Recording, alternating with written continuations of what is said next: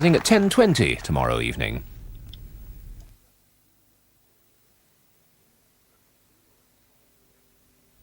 Now on 2 at 5 to 11, Newsnight.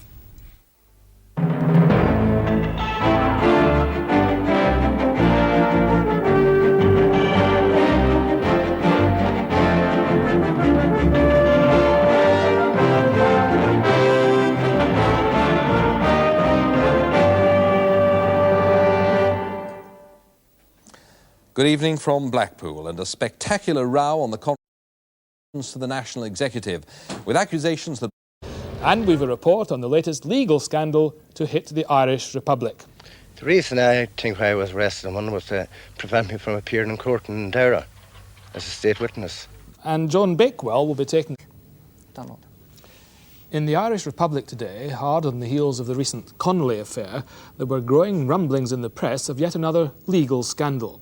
There seemed nothing particularly exceptional when, on Monday, the Irish policeman, Thomas Nangle, was acquitted of an assault charge by a district court in County Cavan.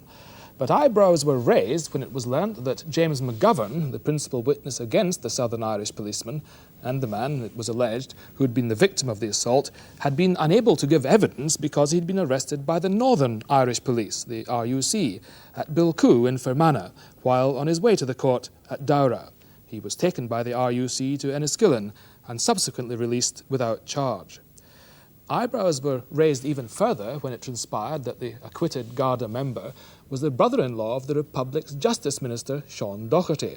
He issued strenuous denials of any involvement, but the Garda Commissioner, Mr. Patrick McLaughlin, today launched an official inquiry into the case, and the Shadow Minister of Justice, Jim Mitchell, called on the Director of Public Prosecutions to investigate the circumstances and make a full public statement. In Northern Ireland, James Robbins has been looking into the story. The original incident, now almost lost in today's accusations against the Justice Minister in Dublin, was around 9 months ago at this bar in the small border village of Black Lion, just inside the Republic. An off-duty member of the Republic's police, Garda Thomas Nangle, was at the bar.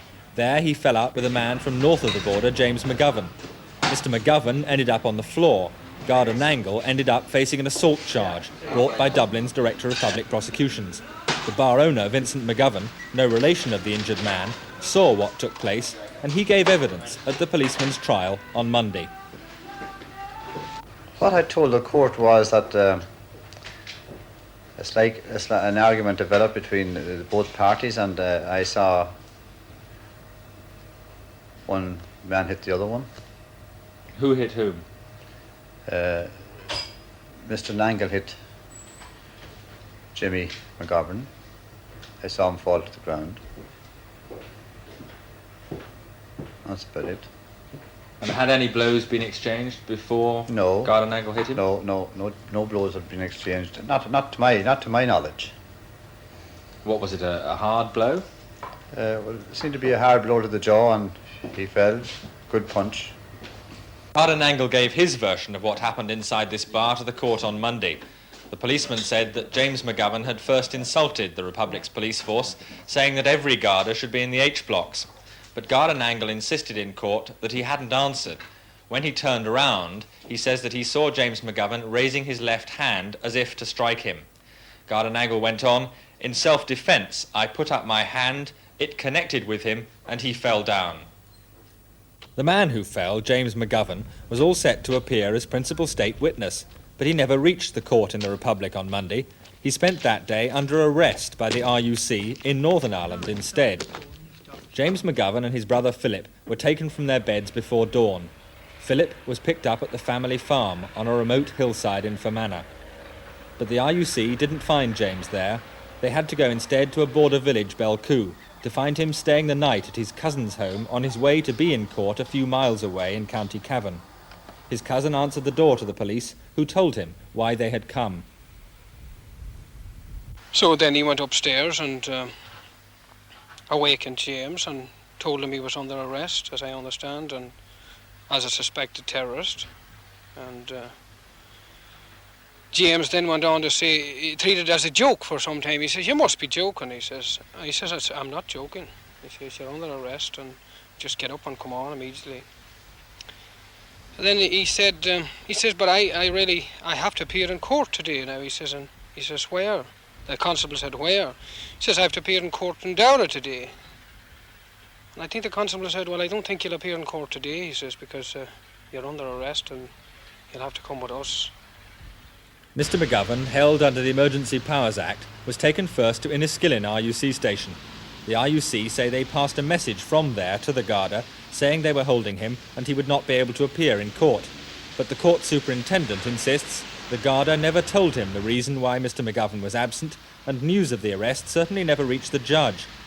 By the time James McGovern was returned to his family by the police without any charge against him, the case of alleged assault at the Bush Bar against Garda Nangle had been dismissed in Mr McGovern's absence.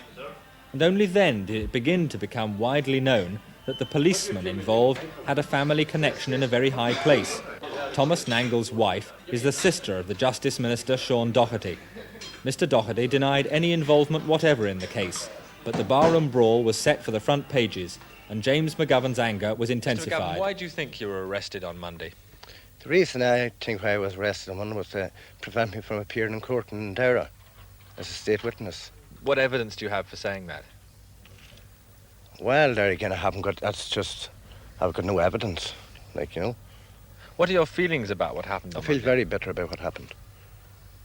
What do you intend to do about it now? Well, at the moment it's in the hands of my solicitor. He's going ahead with the case. Do you think the RUC could have had grounds for arresting you? I mean, you are apparently said to have very strong political views. Would that be justification for them? Yeah, but surely why arrest? Why leave it until that morning? Why then? Did they give you any reason when you were in custody? No reason whatsoever. Why did they arrest your brother at the same time, do you think? Well, I would say just to make it look like, just to take the bad look of it, I would say. Was there any response when you asked them particularly to release you because of the case in Dowra? I told them I made a strong point that I didn't want to, that I had to go to this case in Dowra. And they said it's okay, the case will be adjourned anyway. If you're not there, we know where you are. We've already informed them. Who said that they thought the case would be adjourned? Detectives told me this. They said it's got to be adjourned. But instead of adjournment, the case of alleged assault in the Bush Bar was dismissed by the District Justice, who said that the court must have the best evidence available. The best evidence, he said, is that of James McGovern. But for what reason, I don't know, it was not forthcoming. That report from James Robbins of BBC Northern Ireland. This weekend at the Royal Academy in London, there opens a magnificent new exhibition of 17th century Italian paintings